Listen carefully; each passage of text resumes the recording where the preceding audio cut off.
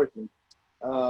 The Gemara in Eruvin says that before somebody learns, before somebody teaches, it's called learning only after you do it 4 times. They say in the Shiva Shavel, they say that's why on there's always 4 lines of Rashi before you get to the Gemara.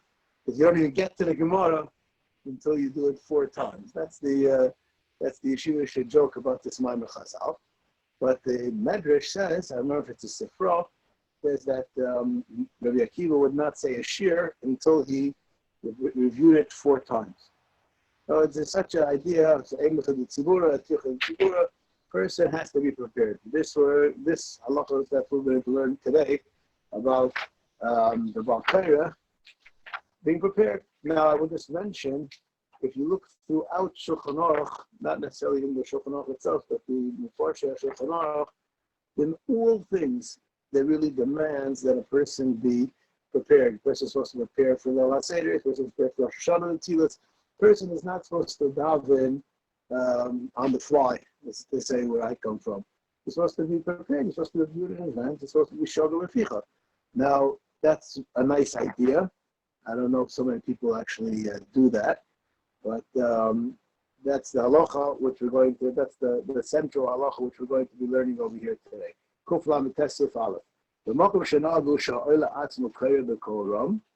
You will see that Tchila Parshas Pamayim B'Shalosh. If you didn't prepare it 2 or 3 times in advance, they know the Atzmoi Lo Yala. If you didn't prepare, don't go up. The Makom Shachazin Kayer Hu Tzarch L'Sadet Tchila. And the Chazan in Kayer, it's not just halacha from Ola like a Temani. So they, everybody goes up in life. If you're the Baal Kaira, we're supposed to be prepared. So this is a very important halacha, and it's a halacha. It's not just an idea that we want you to do a good job. There might be that to do a good job without it, but that's not enough. The person has to be prepared. Now we'll see in Mishnah Berurah, fascinating thing over here in the Mishnah Berurah. Lo Yala. You already got called up to the Torah. It wasn't the track with telling you how to, don't give me aliyah. Three things make a person live short. That you buff the opportunity to learn from the Torah. Even though that's the case, here a person should not go up. And Chazal gave a makor for this idea. A person has to do it these 3 times. Okay. You have you go to the Shtibach and they say, no, anybody here know how to lay? Right? Look at the words. So what would you say? Good enough. That's not what the Mishnah Berurah says. The Mishnah Berurah says it makes it much more severe than that. You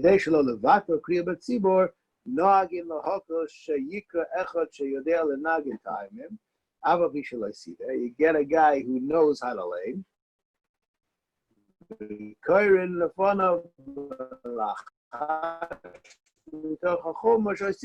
get what? Accompanies him. Yeah. So nowadays they already have all kinds of sign languages to pantomime the guy through. But the bottom line is, okay, tchila umitzah min hamuvcha shegam ha'oli yisad tchila beino ben atzmoi ub'shnayim rekle kshekar be'ashavus yaitza and hinachshav v'ched v'nasido. Now here was even though you're not laning, but you are an oiler to the Torah. So you are learning in a sense, even though you don't have the responsibility to the tzibur, the responsibility to yourself, and therefore the halacha is that you are supposed to also prepare. Now it's not just, and there's a Shari Tziyah which I'd like to share with you because I just should find it amusing. It's not the Torah of what he says, but just the concept where people are based. Days. Okay. Why? Then you could I found that amazing, right? Okay? Because you're dreaming about your aliyah in advance. Not everybody's a kohen, okay? You spoil, right? You don't dream about it. It's like you just assume it's coming, right? Okay, but there are those people who are not kohanim. I don't know if you're aware, the regular masses, right? So they're not expecting an aliyah. And the Mishnah says that because they may call you, you should be prepared. So my father, he would say, so if they didn't call you, did you waste your time? No, that's what you're supposed to do. This is like a civic duty. It's a fascinating Sharetzion. I don't know how many people that will be the motivator to do Shtayim Mikvah on Friday. We'll leave it as that. But I just wanted to share that Sharetzion with you. All right. Where are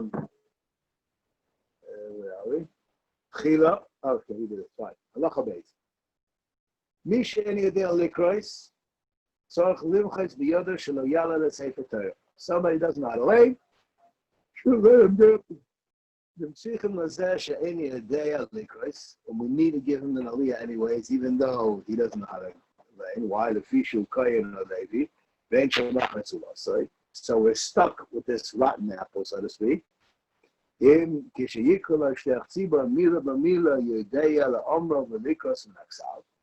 he can, I don't know what it's called, follow along, I don't know what you want to call it, but he can hobble along with the guy, and he can say it, then yochol alois, v'imlav lo yale. Now, we saw the Mishnah Berurah. Now I'm asking you a question. Making a deal in the Machalo here. If the guy can do this, is he lechatchila or is he b'diavad?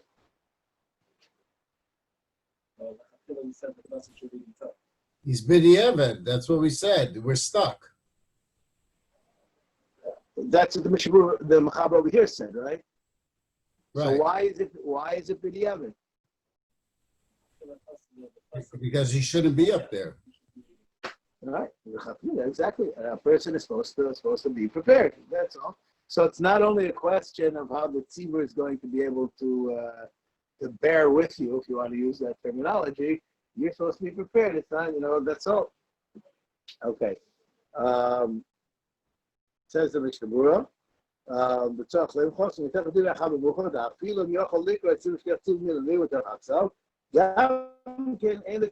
Even if you call somebody else. We do have two of the Kamlin, Siman Kufman Balev, two of the Basic. So Mashgesh Local Bazar and let him lane. The thought of Masha Kosov Leo, Kosov Siman Gimel, Hashem Mario, Vada and Ahwa Bazar.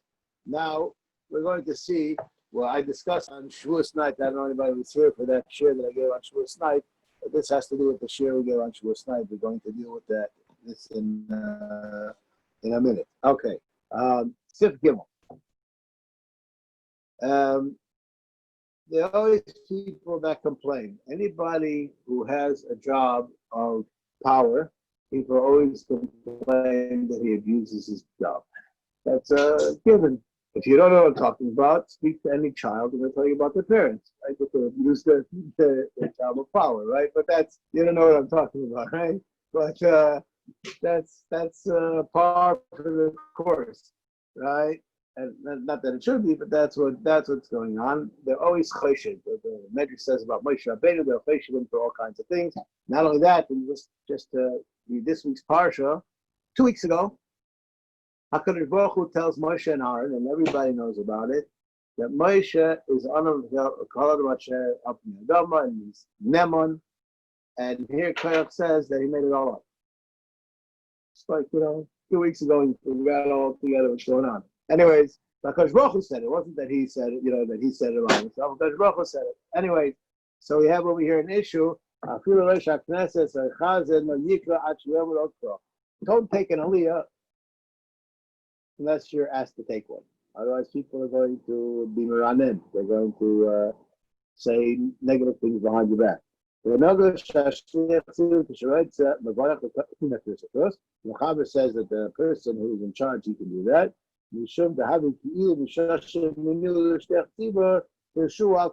It came with the territory. Your job And this, like many times, the Gabbai, what happens when nobody wants to go up to daven? He goes up to daven. Why is he going to daven? He's the default. Yeah.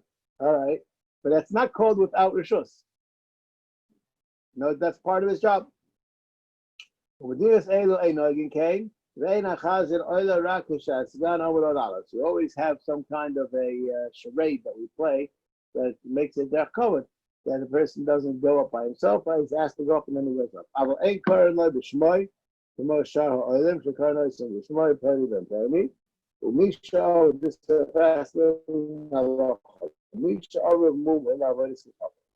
A person whose father is a mumul avodas lechavim, we skip his father's name and we call him after his grandfather's name. Why?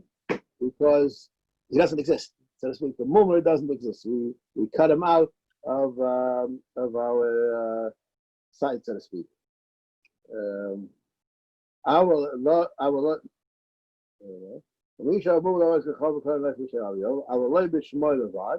We don't call him just by his own name and avoid saying his grandfather's name, because we just call him by his name and there's no father, so people are going to say, why are you doing such a strange thing? What's the point?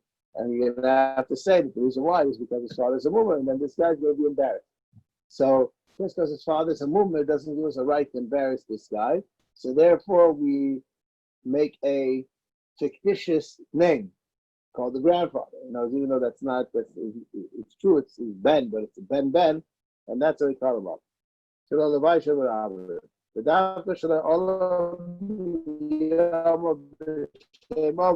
But that's only if we're used to him in no specific way.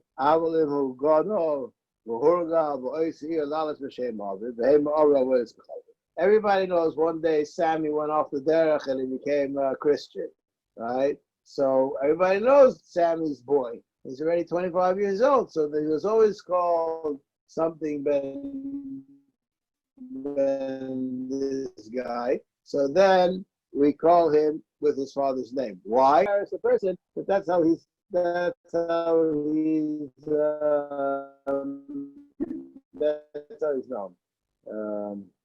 We have a lot of times the mummer is on everybody's back to make sure that they treat him properly and fairly because he's a free thinker. So then you're not going to put your life on the line because it is. Okay. But the bottom line is that the concept behind it is that you're not being mechabit. They're not being mechabit the mummer at all. We're really not really mentioning it. We're just using it because we have no choice. So then that takes care of that aspect. Okay. You don't know who the father is, so we call him after the maternal grandfather. The name is there. We call him Avrohom. Now here's the part said here on this night. The summa eino koire lefisha also likos afilu ois achas shalom natzal. Now I'd like to share with you a Shuvas Harabon, which is a fascinating concept. Not everybody agrees with it, but the concept, I don't know if anybody disagrees with the concept. He says that a summa is potter from Shnai Mikra V'Echatai. Even though a summa is choyev and omer, but it's potter from Shnai Mikra V'Echatai. Why is that? It's because there's a halacha that anything which is Tosha B'Ksav, you're not allowed to say it by heart if it's not a well-known pasuk. So being that, in order to say Shtavi B'Echat Hargum, you have to say it about that. So therefore, you're potter. So he asks on himself a question, what's the big deal? Just let somebody else to say Shtavi B'Echat Hargum, and you can be a Trappist. You just have to so the Rabban says there can't be a chiyuv in the Torah that you have that you're dependent on somebody else. But the Torah didn't give us such kinds of obligations that we cannot. So the question which you're supposed to ask you, so how you have a mitzvah tzedakah?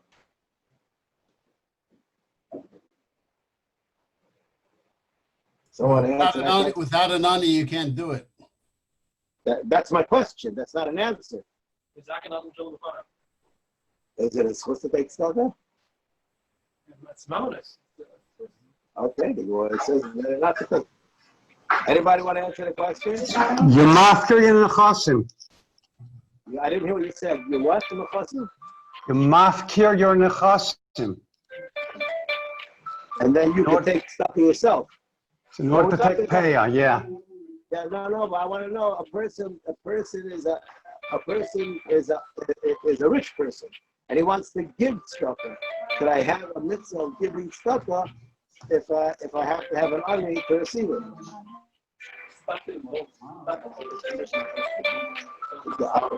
Not only that, not only are you right, But you're doing the mitzvah. You're doing the mitzvah. It's not like somebody else is doing it for me. I'm doing the mitzvah. So even though that I accept that as a possible answer, even though that you need the second person in order for the mitzvah to be consummated, but you are doing what's relevant for you, right? Now, just to prove this aspect, the Rajba, famous Jewish Rajba in Siman Yevchesed, if I'm not mistaken, he asks, why don't you make a bracha on tzedakah when you give tzedakah? And it's not because when you put the ani up there and you have to embarrass him and say, here, everybody, listen, I'm about to give this ani a shekel, right? That's not the reason why. The reason why, says the Rajba, since it's totally the das acherim, if he's going to accept it or not, so you're not mechuyev a bracha, it's something which you don't know that you're going to be able to make. So we're warmed to the idea of what we're saying over here, but it's not exactly the same thing, and that's not, I think that the answer is something like what Yechiel is saying. All right, but at any rate, what do we gain from this whole thing? We have over here a Ravon who says that you're put from Shnayim Mikveh Targum because you cannot lay, because it's also to say Divrei Torah B'Ksav Bal Peh. Now that halacha that's also to say Divrei Torah B'Ksav Bal Peh is the machlokes shadu. According to many poskim, it's only if you're being moitzi other people with that what you're doing. And according to others, it only has to be certain. There's all kinds of answers to that question. But according to most poskim, in this situation, it'll be problematic, at least. And here's the question: is the aliyah being mitzi anybody with kriyas Torah or not? Who's the Balkari? That's a good answer. Right? The Balkari is the Balkari. So it's not even so clear that there's a problem with letting it fall back. But there's a question. Yeah, I understand. But the question is halacha l'maisa. No, I'm not right now. But there's a question. And I'll just mention this is what I spoke about on that Shir on Shavuos night for those who weren't there. They're making a Mepesah minyan on the other side of Lachish, and I'm standing over here in the Chatzar of the Shul, and they say, Rabbi Chayish Rabbi Mechabed Yut Aliyah, say the brachas loud, and they're leaning over there. What does that mean? So there are some poskim who say that you can do that. I say, you're not oily to the Torah. What do you have to do with the Sefer Torah? Maybe you could do it on Zoom. Can't even see it. What? Can't see it. You can't Okay, so now let's see what the halacha about the blind guy is. And this is a machlokes of today's place on this issue. Let's see what the halacha is. Suma eina koira lefisha also because afilu oisachar shloim v'napsav. Okay? But my real kasav achshav koira suma k'moshe anu makrin Torah la'amoret.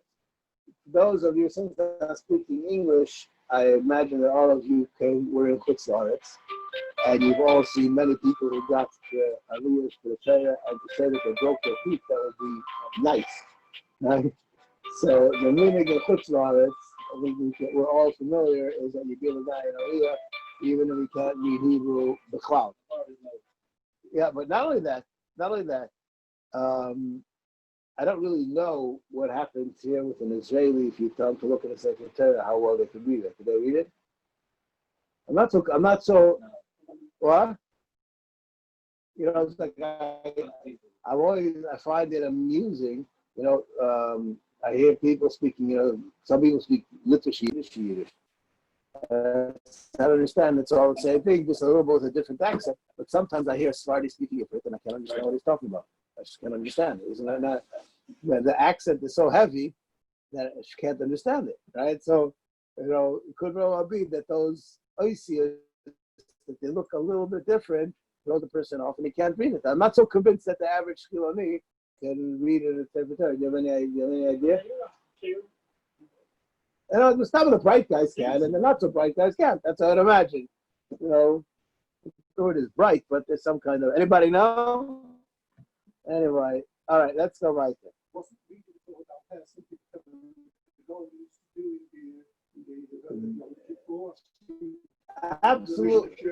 Absolutely not. No. In other words, he read it inside, and then there was one part that he couldn't read. So he said, even without reading about Peh, and he's not being late to anybody. But that's the Gemara that I humor. This idea what you're saying. But Etzem is not being. That's where the subject is.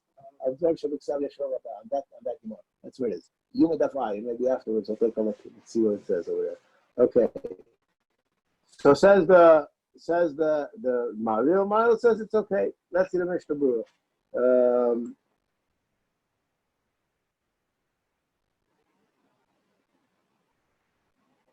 Yeah. Ein karna b'shmoki and shul or mitcham test. Shalom levaisha b'rabim. We're speaking about the mummer who not the mummer son who's getting an aliyah. We call malkom lo yemer tarim alovim. Even though you're going to say his father's name from levaisha, but you don't call him rabbi. You know, many times he got smicha. This is in the 1950s. So there were many people who were Orthodox people. They took positions in conservative shuls that didn't have machitzas. And the person who gave him smicha wanted to write into the smicha itself that if you take a position in such a shul, then your smicha is revoked. And this was a practice, this was a common practice. It wasn't for him in particular, that was a practice. And my father-in-law should be well said, I'm not willing to take such a smicha. If you're choshed that's how I would do such a thing, I don't want your paper. Something like that. I don't know exactly what happened, but he got his paper anyways. Somehow it worked out. But that's what could happen. We don't. So you have these people that became rabbis, and they are musmach from people that are very choshev. Which is a very bad ketem on the people who gave them their smicha. So even though you could have a guy who became a mummer, and he was at one time, he was a fine halacha Jew. So we don't call him by those toarim that he had in his life when he was an elachid in his later life. Okay.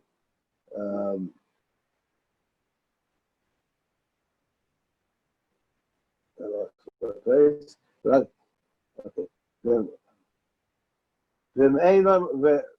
כי אין להם השקר, רק ילד בחיפושם בלי שירגיש האוב. ודווקא באויס העיר, כמו שכתוב הרב, ובוא לעיר אחרת, ושואל אויס סגן איך נקרא לתורה, יאמר שם אבי עובד. He should say the name of his grandfather, and he should skip his father's name altogether. Now, there's a fascinating tshuva in Hilchos Gittin that I'd like to share with you, because it gives you something to think about in the future. There was a guy who was a scoundrel, and his father was a famous Talmid Chacham. But his father had like a funny name or something like that, and wherever he would go, he would say his name, and they'd say his father's name. So, oh, you're that guy's son? And it was very uncomfortable for him because he was a scoundrel, and it was putting a bad reputation on his father. So he came up with an idea. He changed his father's name. He was a scoundrel anyways, right? So he changed his father's name, and instead of being Chaim ben Yankel, he says Chaim ben Mordechai. Whatever, he changed name to something else. And he lived in this new community for 20 years. He decided to, and he came to they had to write a get. So what do you write in the get? You write the guy's father's name. What's his father's name? Sheffer, what's his father's name? Peretz. Wow. I would say, since he's known as that, even though the father's name is wrong, you put it anyways. Because that's the way he's known. Yeah, okay, what do you say? Both? Both. What about both? I mean, that's like a steerer, right? You can only have one father. Right. But he goes by two names. He doesn't go by two names. He only He goes doesn't. by He only one. goes by one. Right? You know, when I grew up, they said that rich people are bankrupt and poor people are broke. Right? And it's, you know, you can only change your name so many times. Anyway, right? So the Ma'aser is a machlokes achronim on what do you do on this case. And the subject, if I remember correctly, revolves around the idea, is your father's name really part of who you are? It's just a way to label you. Right? You know, there are many people that they move to a different country and they change their last name. You know, that's a very common thing. The last name is not holy at all. It's just a technical thing, right? They could change your name. And some say no. That's his father's name. That's part of who he is. He's his father's son, and you're not allowed to change it. That's a machlokes achronim. But over here, What does the issue revolve around? as I said, I think that revolves around, is your father's name part of what's the matter? What's really underneath it? What's really underneath it is we all understand. This is what I understand.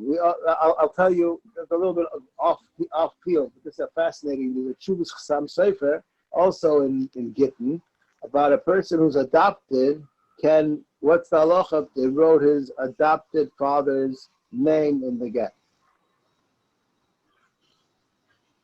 If I'm not mistaken, the Chassam Sefer says that it works.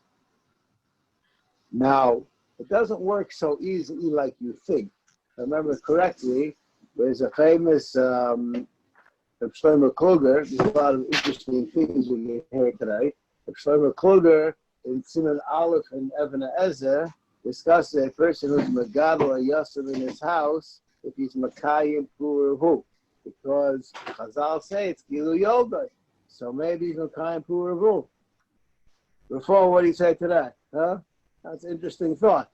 And you know, you have to physically give birth to the child. You raised him. So that's okay. Is the adopted child has a mitzvah of kibbud av v'eim in such a case also?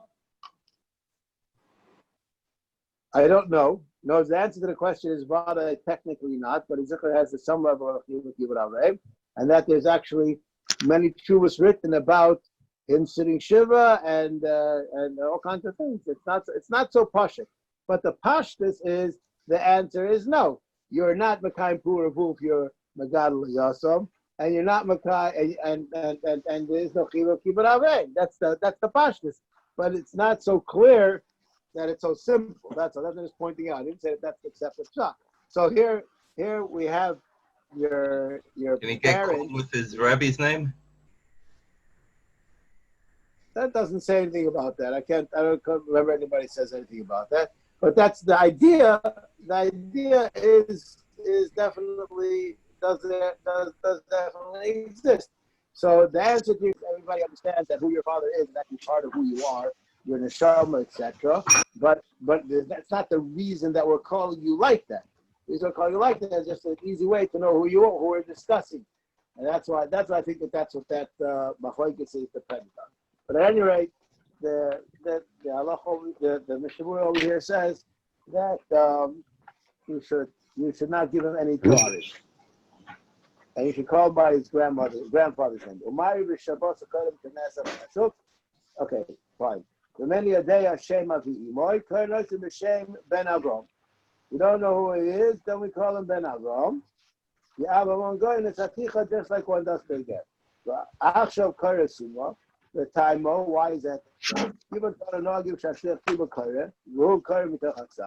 the real bakayra is not the oila, but rather the bakayra. Shuv like abdin and the oila the shemer koine. What was that? Where did shemer koine come from? Means that he's yoke what? No, everybody says that, but the question is that they have to answer. But he's yaitzo shemer ka'oina what? What's he being yaitzo? Is he being yaitzo shemer ka'oina that he's being moitzi the tzibur via the shliach or the shliach tzibur, or is he being yaitzo himself with shemer ka'oina? What is it? He's not reading loudly. He's reading quietly. Yeah, he's not reading at all. He's shemer. Right? Mostly himself. For sure, he's mostly himself. He couldn't be mostly without doing it himself first. That's true, but maybe this guy is his shliach, and it's like he's writing for the Torah. You understand? Right? This is not so clear. What does he need the shemer ka'oina for? Okay. K'mosh Shan Ratzalam et Sha'anu Nagin L'Hakam Afilo Mena Yochel Likos Mena Shlech Tivo Milo Yitachaksav Al Kochel Betama Now Shu B'Din Stama L'Dira K'Akos L'Achronim Denogel L'Hakam K'Mario We call Mokom. Listen, this is very important because they get to the porch Minyanim, and I spoke about this last night. We call Mokom the Parshas Parah, Parshas Zochar Nogel Shalom Likrois on the Chatchila. Why? Because it's not so pashut. The Mechaber says that it doesn't work. Now, not only that, the Sharitzian over here,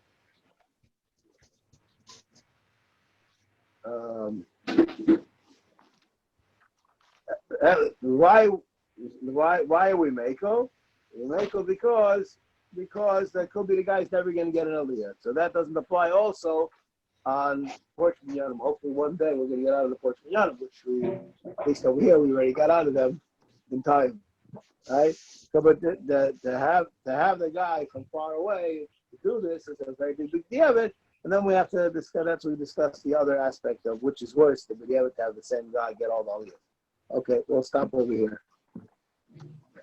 Okay. I apologize for the late technical difficulties.